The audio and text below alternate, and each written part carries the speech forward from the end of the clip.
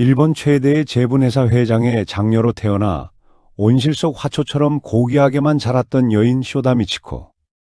그녀는 당대 최고의 지성과 눈이 부실 정도의 미모를 겸비한 말 그대로 억만장자의 귀한 딸이었습니다.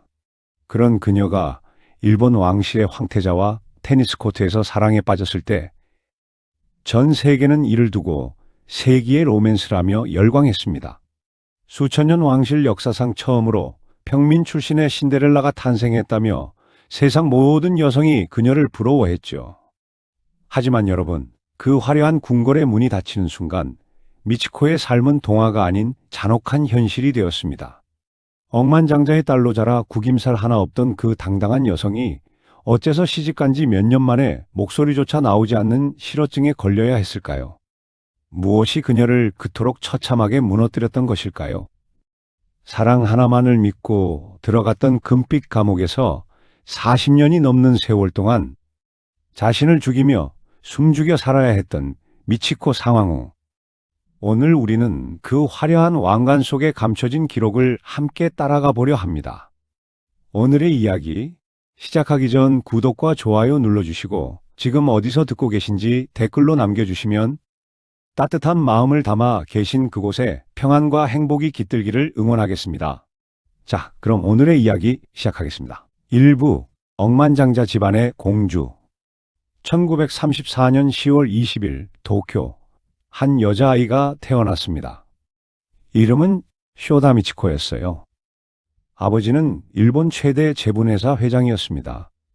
니신 제분은 아시아 전역에 밀가루를 공급했죠. 당시로서는 엄청난 재벌이었어요. 어머니는 백작 가문 출신이었습니다. 소에지마 화족이라고 불리는 명문가였죠. 일본에서 손꼽히는 귀족 집안이었어요. 미치코는 이런 집안의 장녀로 태어난 겁니다. 미치코가 자란 집은 서양식 저택이었어요. 1930년대 일본에서는 정말 드문 일이었죠.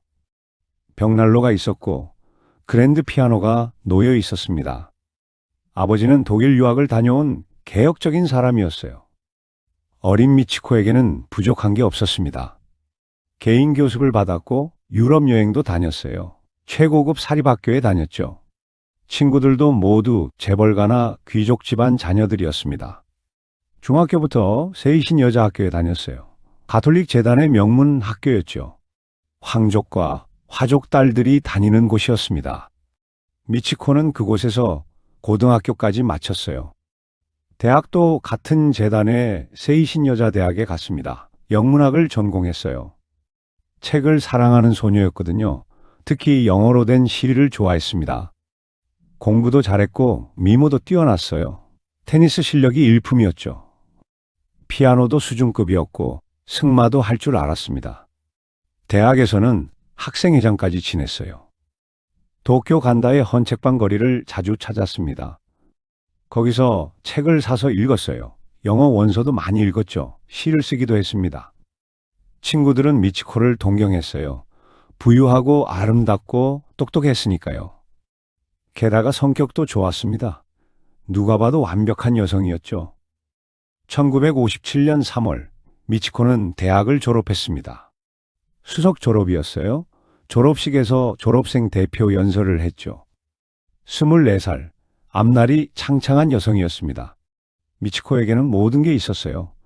부와 미모와 교육과 재능. 자유롭게 친구들과 어울렸죠. 사랑하는 사람과 결혼하고 싶다는 꿈도 있었습니다. 하지만 그녀는 몰랐어요. 이 모든 것이 곧 추억이 될 거라는 걸, 자유가 얼마나 소중한 것인지, 그걸 뼈저리게 깨닫게 될 날이 오고 있었습니다. 2부 운명의 만남.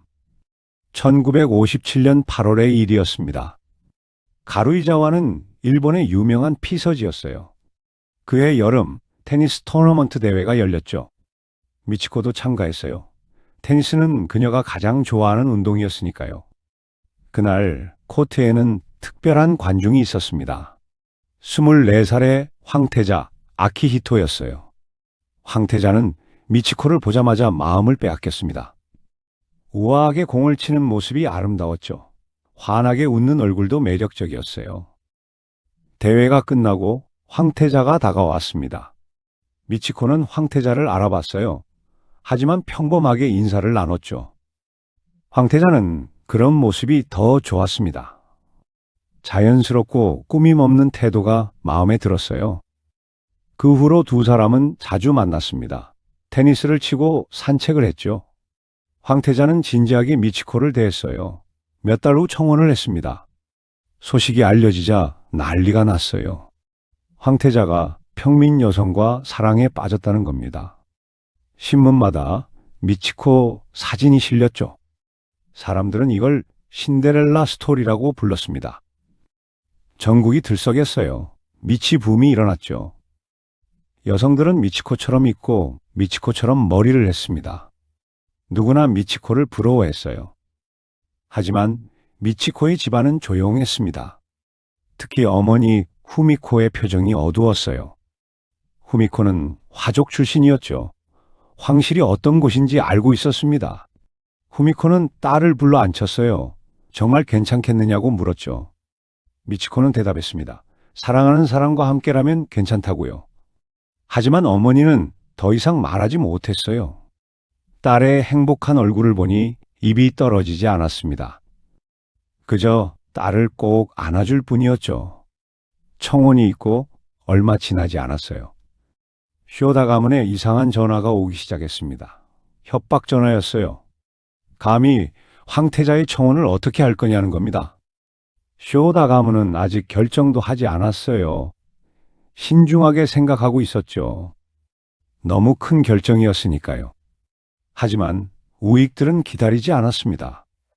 미치코의 부모는 고민 끝에 결정했어요. 딸을 해외로 보내기로 했죠. 미국과 유럽을 여행하며 시간을 갖게 했습니다. 황태자는 기다리겠다고 약속했어요. 1958년 10월 20일, 미치코는 미국에서 24번째 생일을 맞았습니다. 나이아가라 폭포 앞에 서 있었어요. 엄청난 물줄기가 쏟아져 내렸죠. 미치코는 난간을 붙잡고 있었습니다. 문득 이런 생각이 들었어요. 여기에 뛰어들면 어떻게 될까? 그만큼 두려웠습니다. 황실로 가는 것이, 자유를 잃는 것이, 하지만 사랑도 포기할 수 없었어요. 몇 달간의 여행을 마치고 돌아왔습니다. 황태자가 기다리고 있었어요. 변함없는 사랑이었죠. 미치코는 마침내 청혼을 받아들였습니다. 1958년 11월 약혼이 발표됐어요. 전국이 축제 분위기였죠. 하지만 황실안은 달랐습니다. 차가운 시선들이 미치코를 향하고 있었어요. 3부, 장갑 하나로 시작된 굴욕. 1959년 1월의 일이었습니다. 약혼 발표 기자회견 날짜가 잡혔어요. 쇼다 가문에 비상이 걸렸죠. 문제는 옷차림이었어요. 황실에 가본 적이 없는 쇼다 가문은 몰랐습니다. 무엇을 입혀야 하는지, 어떤 예의가 필요한지. 집안 식구들이 모여 의논했어요. 최고급 정장을 골랐죠. 미치코에게 입히고 사진을 찍었습니다. 그 사진을 황실 직원에게 보냈어요. 사진 속 미치코는 우아했습니다. 하지만 답변은 차갑게 돌아왔어요. 짧은 장갑이 예의에 어긋난다는 겁니다. 쇼다 가문은 당황했죠. 긴 장갑이 필요하다는 걸 몰랐어요. 그런 물건은 황실에서나 쓰는 거였습니다. 평민 집안에서 구할 수 있는 게 아니었죠. 다행히 황실에서 긴 장갑을 보내줬어요. 미치코는 그걸 끼고 기자회견장에 갔습니다. 부모님과 함께 카메라 앞에 섰죠. 무사히 행사를 마쳤어요. 그런데 며칠 후였습니다. 신문에 이상한 사진이 실렸어요. 짧은 장갑을 낀 미치코의 모습이었죠. 처음 황실에 보냈던 그 사진이었습니다. 누가 유출했는지는 알 수 없었어요. 하지만 결과는 참담했습니다. 그날부터 쇼다 가문의 전화가 빗발쳤어요. 옛 황족들과 화족들이었습니다. 하나같이 화가 나 있었죠. 이래서 평민은 안 된다는 겁니다. 할 일도 없는 사람들이었어요. 바리바리 전화를 걸어댔죠. 불같이 화를 내며 항의했습니다. 쇼다 가문은 해명할 기회도 없었어요. 미치코의 부모는 일일이 전화를 받아야 했습니다. 정중하게 사과해야 했죠. 밤낮 없이 전화가 왔어요. 혼이 나갈 지경이었습니다. 미치코는 이 소식을 듣고 울었어요. 부모님께 죄송했습니다. 자신 때문에 부모님이 고생하시는 게, 하지만 이건 시작에 불과했어요.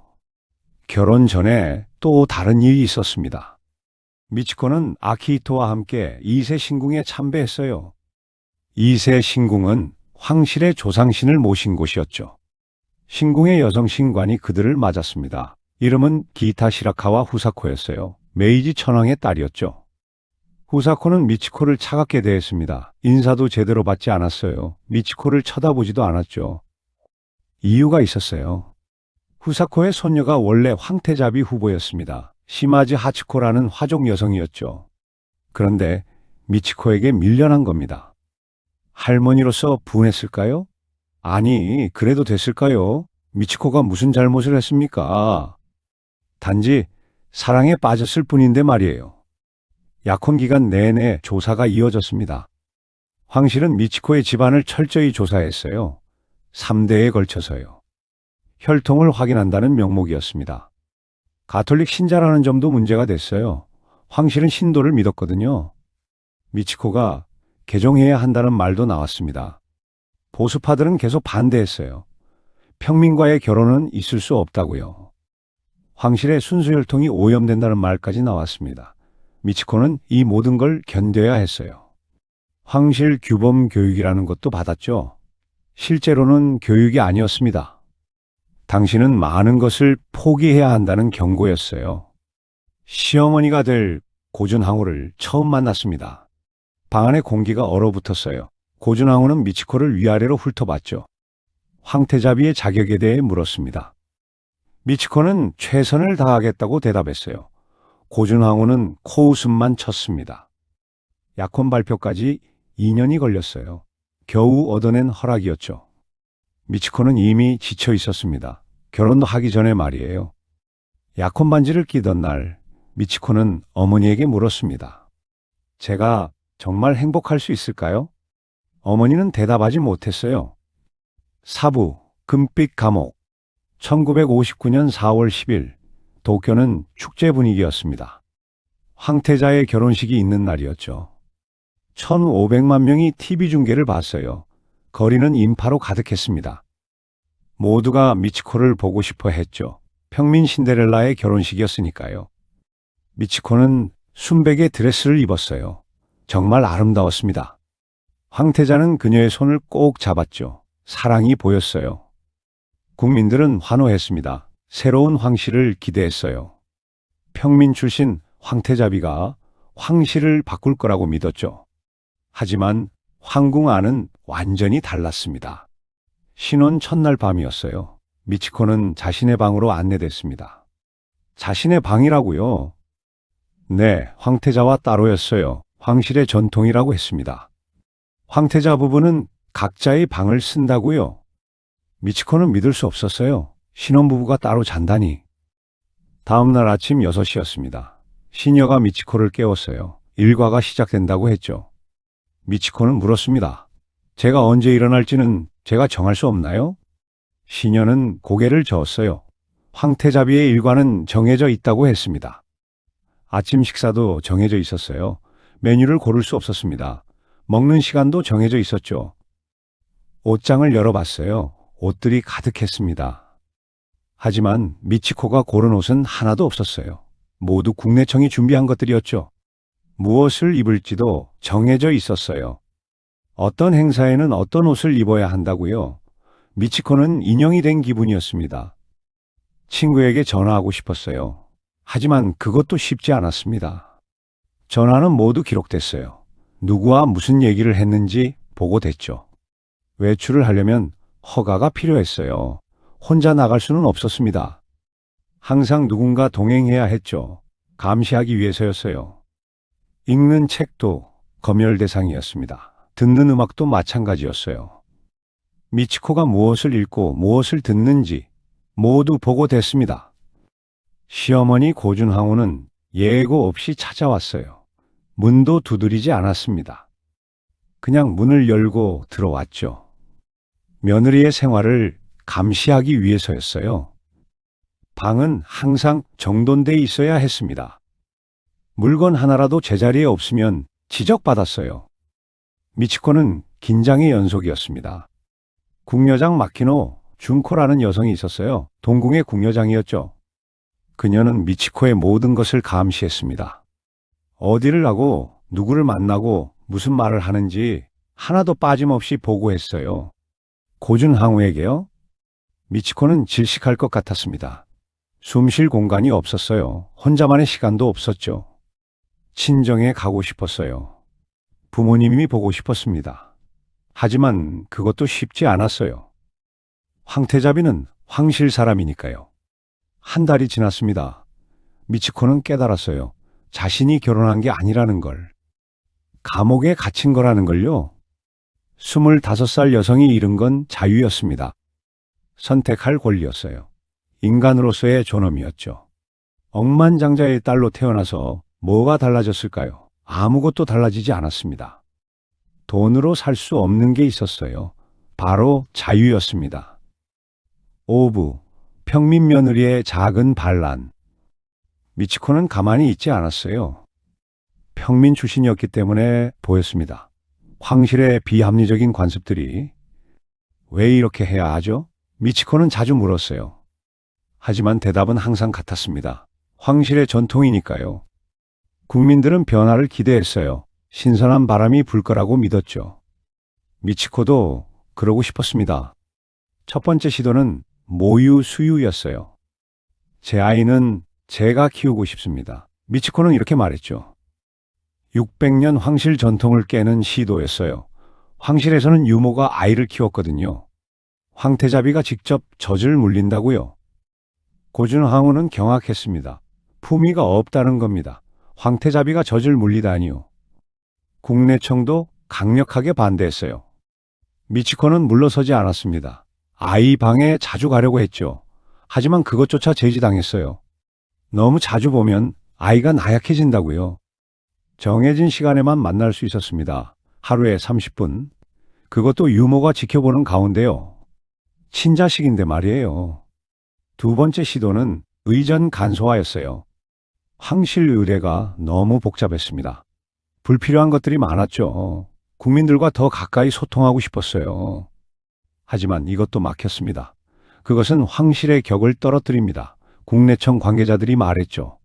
세 번째 시도는 병원 출산이었어요. 황건의 산전이 아닌 국내청 병원에서요. 이것조차 파격이었습니다. 하지만 이건 관철시켰어요. 하나씩 좌절됐습니다. 미치코의 작은 개혁들은요. 시어머니가 막았고 국내청이 막았어요. 황실의 전통이라는 거대한 벽이 막았죠. 고준황후는 말했습니다. 당신은 황실을 모른다고요. 평민이라서 모른다고요. 미치코는 점점 지쳐갔어요. 개혁은커녕 살아남는 것도 힘들었습니다. 남편 아키히토는 어땠을까요? 그도 전통의 무게 앞에서 무력했어요. 아내를 지키고 싶었지만 황실의 벽은 너무 높았습니다. 미치코는 자신에게 물었어요. 나는 여기서 무엇인가? 황실의 장식품인가? 평민 시절이 그리웠습니다. 테니스를 치던 시절이요. 친구들과 자유롭게 웃던 때가요. 책을 읽고 시를 쓰던 시간이요. 억만장자 딸로서 누렸던 자유. 그게 얼마나 소중한 것이었는지 이제야 알았습니다. 돈으로 살 수 없는 게 있었습니다. 선택할 자유, 존중받을 권리, 인간으로서의 존엄, 육부, 빼앗긴 모성. 1960년 2월 23일, 미치코는 첫 아들을 낳았습니다. 이름은 나루히토였어요. 미래의 천황이었죠. 전국이 열광했습니다. 황실의 경사가 났다고요? 시아버지 쇼와 천황도 크게 기뻐했어요. 장손의 탄생이었으니까요. 미치코는 아이를 안고 싶었습니다. 내 품에서 키우고 싶었어요. 모유를 먹이고 싶었죠. 하지만 출산 직후부터 아이는 유모에게 넘어갔어요. 황실의 전통이니까요. 황태자는 유모가 키운다고요. 정해진 시간에만 만날 수 있었습니다. 하루 30분이었어요. 아이가 울어도 안아줄 수 없었죠. 과도한 애정은 교육에 해롭다고요. 아이는 별채에 격리됐습니다. 동궁어소의 유모방이었어요. 미치코의 방에서는 멀었죠. 밤에 아이 우는 소리도 들을 수 없었습니다. 엄마를 찾는 나루히토를 유모가 달랬어요. 미치코는 멀리서 지켜볼 뿐이었죠. 퇴원하는 날이었습니다. 미치코는 아기를 안고 차에 탔어요. 황태자궁으로 돌아가는 길이었죠. 기자들이 몰려들었습니다. 미래의 천황 사진을 찍으려고요. 미치코는 창문을 살짝 열었어요. 기자들을 배려한 겁니다. 아기를 잠깐 보여줬죠. 그리고 다시 창문을 닫았어요. 기자들은 만족했습니다. 하지만 황실은 달랐어요. 옛 황족들과 화족들이 난리를 쳤습니다. 황실의 귀한 장손이 감기에 걸리면 어쩌려고요? 창문을 열다니요? 평민이라서 그런다고요? 미치코는 할 말이 없었습니다. 기자들을 배려한 것뿐인데 그것조차 잘못이 됐어요. 고준황후가 불러들였습니다. 호되게 질책했죠? 궁녀들도 수군거렸어요. 역시 평민은 안 된다고요. 이것이 창문 사건이었습니다. 1963년의 일이었어요. 미치코는 두 번째로 임신했습니다. 기뻤죠. 하지만 유산하고 말았어요. 극심한 스트레스 때문이었습니다. 미치코는 하야마 별장에서 요양해야 했어요. 그때였습니다. 시숙모가 말했어요. 다카마츠노미야 키쿠코비였죠? 황실의 후사를 어쩌려고 그러느냐고요. 미치코를 비난했습니다. 아이러니했어요. 키쿠코비는 임신조차 한 번도 못했거든요. 그런 사람이 유산한 미치코를 비난했습니다. 친정 아버지도 모욕당했어요. 미치코의 아버지 히데사부로는 대기업 회장이었습니다. 처가도 화족 가문이었죠. 황족들과도 친분이 있었어요. 어느 날 큰 사위의 작은 아버지를 만났습니다. 다카마츠노미야 노부히토 친왕이었어요. 히데사부로는 정중하게 인사했죠. 하지만 노부히토 친왕은 무시했습니다. 인사를 받지 않았어요. 완전히 외면했죠. 평민과 인척이 되어 불쾌하다는 겁니다. 노골적인 모욕이었어요. 히데사부로는 수치심을 느꼈습니다. 1965년 둘째 후미히토가 태어났어요. 1969년에는 셋째 사야코가 태어났죠. 미치코는 세 자녀를 낳았습니다. 하지만 진정한 어머니가 될 수 없었어요. 모유 수유도 불어댔죠. 밤중에 아이가 울어도 갈 수 없었습니다. 아이들의 모든 것을 국내청이 결정했어요. 옷은 무엇을 입을지, 음식은 무엇을 먹을지, 일정은 어떻게 짤지. 미치코가 결정할 수 있는 건 아무것도 없었습니다. 아이들은 점점 유모를 따랐어요. 나루히토는 유모 아줌마를 먼저 찾았죠. 엄마보다요. 미치코는 가슴이 찢어지는 것 같았습니다. 새 아이를 낳았지만 어머니가 될 수 없었어요. 어머니라는 호칭이 공허했습니다. 형식뿐인 어머니였죠. 아이들과 정서적 유대를 형성할 수 없었어요. 미치코는 자신의 어린 시절을 떠올렸습니다. 부모님께 받았던 사랑을요, 따뜻한 가정의 기억을요. 그걸 내 아이들에게 주지 못하는 현실이 괴로웠어요. 제 아이들은 저를 사랑할까? 미치코는 밤마다 이런 생각을 했습니다. 7부 말을 잃다. 1963년 10월의 이었습니다. 미치코는 그날 아침 일어났어요. 목소리가 나오지 않았습니다. 30분 후 공식 행사가 있었어요. 하지만 말을 할 수 없었죠. 국내청은 급히 행사를 취소했습니다. 의사들이 달려왔어요. 진단 결과는 충격적이었습니다. 실어증이었어요. 정확히는 시민성 실어증이었죠. 마음의 병이었습니다. 극심한 스트레스와 우울증이 원인이었어요. 하지만 황실은 진실을 숨겼습니다. 단순 컨디션 난조라고 발표했죠. 국민들은 진짜 이유를 몰랐어요. 전국이 충격에 빠졌습니다. 황태자비가 말을 잃었다고요? 무슨 일이 있었던 걸까요? 4년간 쌓인 고통이 폭발한 겁니다. 매일매일이 감옥 같았던 생활, 아이들을 빼앗긴 모성의 상실, 개혁 시도마다 겪은 좌절, 유산 후 받은 비난과 모욕, 인간으로서의 존엄성이 짓밟혔어요. 더 이상 견딜 수 없었던 겁니다. 그래서 말을 잃었어요. 미치코는 더 이상 공식 행사에 나갈 수 없었습니다. 말을 할 수 없으니까요. 붓으로 글을 써서 소통했어요. 점점 공개석상에서 모습이 사라졌습니다. 국민들은 걱정했죠. 왜 황태자비를 볼 수 없는 걸까요? 황실의 반응은 냉혹했습니다. 황태자비로서 부적격하다는 소문이 돌았어요. 고준황후의 태도는 더욱 차가워졌죠. 정신이 약해서 황실을 견디지 못한다고요. 국내청 관계자들도 수군거렸습니다. 역시 평민은 안 된다고요. 황태자비 자리를 바꿔야 한다는 말까지 나왔어요. 미치코는 혼자였습니다. 친정 부모에게도 말하지 못했어요. 저 때문에 황실이 욕먹을까 봐요. 밤마다 혼자 울었습니다. 방에 혼자 앉아서 울었어요. 아무도 위로해주지 않았죠. 충동과 싸워야 했습니다. 나이아가라 폭포 앞에서 느꼈던 그 충동. 억만장자의 딸로 태어나서 뭐가 달랐나요? 아무것도 달라지지 않았습니다. 돈으로 살 수 없는 게 있었어요. 자유, 존엄, 선택권. 평민 시절이 천국처럼 느껴졌습니다. 자유롭게 책을 읽던 시절이요. 친구들과 테니스를 치던 때가요. 사랑하는 사람과 결혼하면 행복할 줄 알았는데 국민들은 몰랐어요. 언론에 비친 건 우아한 황태자비의 모습이었죠. 항상 미소 짓고 있었으니까요. 하지만 그 미소 뒤에 뭐가 있었을까요? 정신적 붕괴가 있었습니다. 깊은 우울증이 있었어요. 죽고 싶다는 생각이 있었죠. 미치코는 미소 짓는 법은 배웠습니다. 황실에서 교육받았으니까요. 하지만 행복해지는 법은 몰랐어요. 아무도 가르쳐 주지 않았으니까요. 8부, 그래도 사랑은 남았다. 남편 아키히토가 깨달았습니다. 아내가 죽어가고 있다는 걸요. 황태자는 결심했어요. 더 이상 방관할 수 없다고요. 당신 없이는 살 수 없습니다. 아키히토는 미치코에게 말했어요.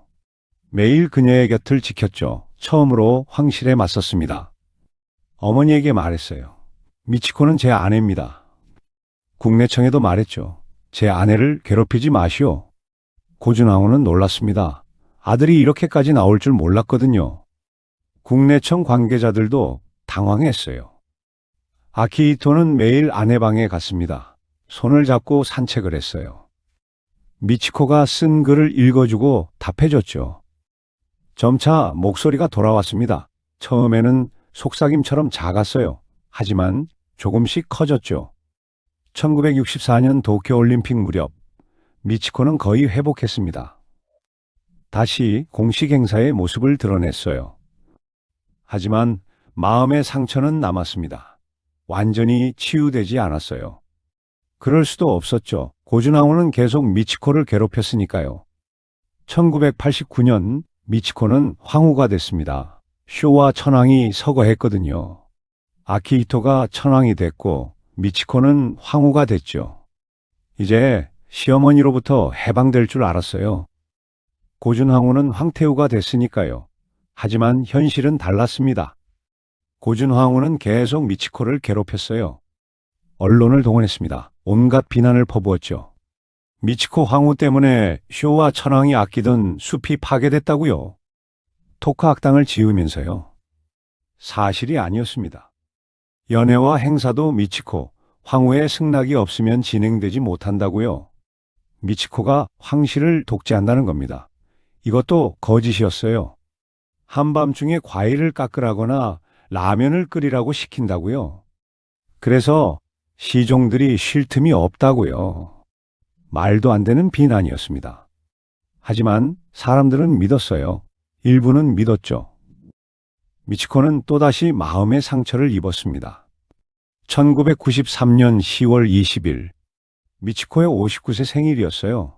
그날 미치코는 쓰러졌습니다. 또다시 실어증이 왔어요. 최악의 생일 선물이었죠. 30년 전과 똑같았습니다. 말을 잃었어요. 이번에는 더 심했죠. 1994년에야 회복했습니다. 1년이 걸렸어요. 고준황후는 계속 살아 있었습니다. 97세까지 살았어요. 정정하게 버텼죠. 며느리를 괴롭히면서요. 2000년 6월 16일 고준황후가 서거했습니다. 장장 40년이 넘는 시집살이가 끝났어요. 미치코는 66세가 됐을 때였죠. 40년이었습니다. 미치코가 황실에서 견딘 시간이요. 아니, 견뎌야 했던 지옥이요. 사랑만으로는 부족했습니다. 하지만 사랑 없이는 불가능했어요. 남편의 지지가 생명줄이었죠. 그래도 황실의 벽은 여전히 높았습니다. 개혁은 포기해야 했어요. 생존이 목표가 됐죠. 구부, 반복되는 역사.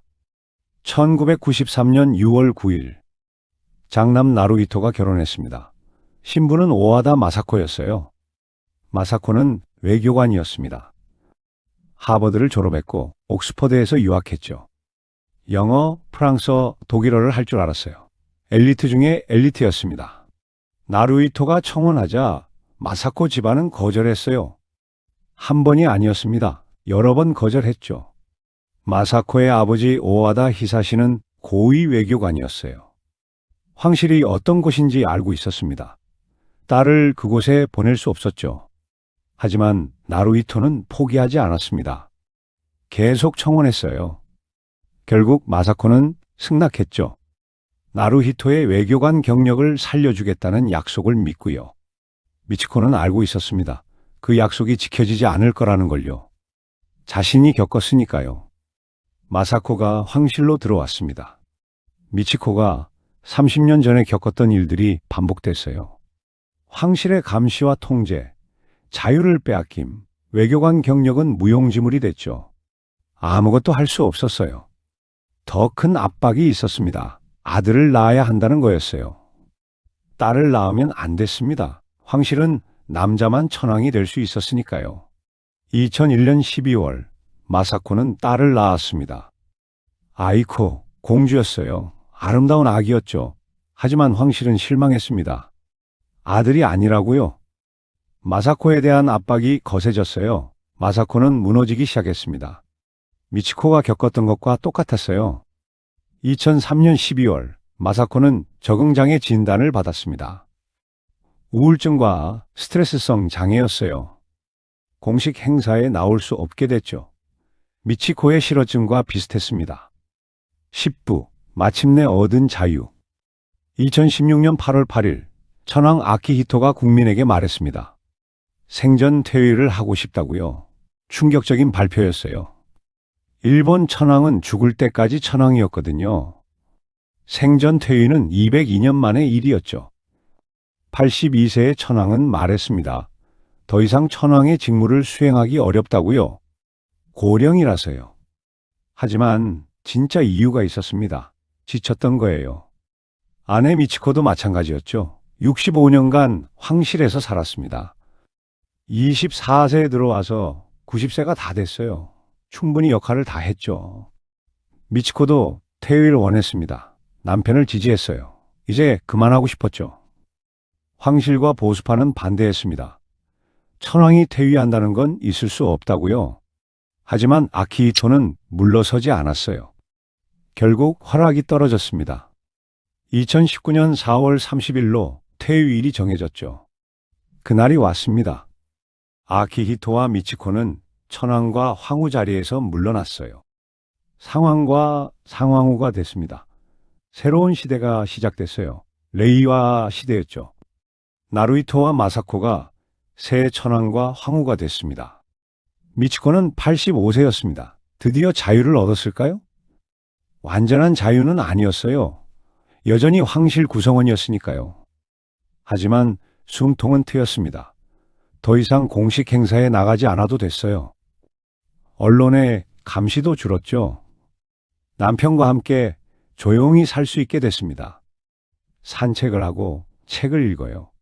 좋아하는 음악을 듣죠. 손주들을 만나기도 합니다. 평온한 노년이에요. 하지만 평생의 상처는 남았습니다. 미치코는 가끔 생각합니다. 24세 그날로 돌아간다면 다시 같은 선택을 할까? 아마 하지 않을 거예요. 아니, 할 수 없을 거예요. 이제는 알고 있으니까요. 황실이 어떤 곳인지. 미치코의 이야기는 무엇을 말해줄까요? 돈이 전부가 아니라는 것.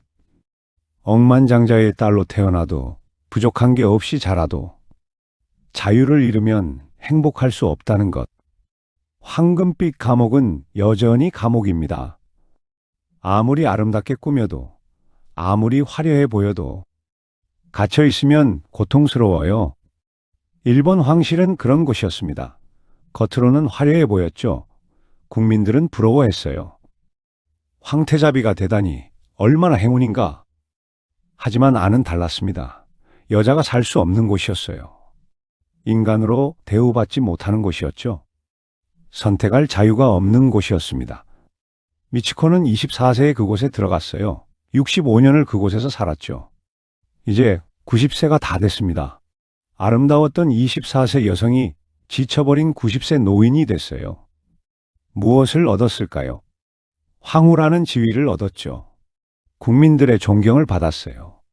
하지만 무엇을 잃었을까요? 자유를 잃었습니다. 젊음을 잃었어요. 행복을 잃었죠. 평생 2번이나 말을 잃었습니다. 극심한 스트레스 때문에요. 평생 우울증과 싸워야 했어요. 미치코의 며느리 마사코도 같은 길을 걷고 있습니다. 엘리트 외교관이었던 여성이 20년 넘게 투병 중이에요. 역사는 반복됐습니다. 전통이라는 이름으로, 격식이라는 핑계로 변화를 거부했기 때문입니다. 자유, 존엄, 선택할 권리, 이것들은 돈으로 살 수 없어요. 권력으로도 얻을 수 없죠. 스스로 지켜내야 하는 겁니다. 미치코는 지키지 못했어요.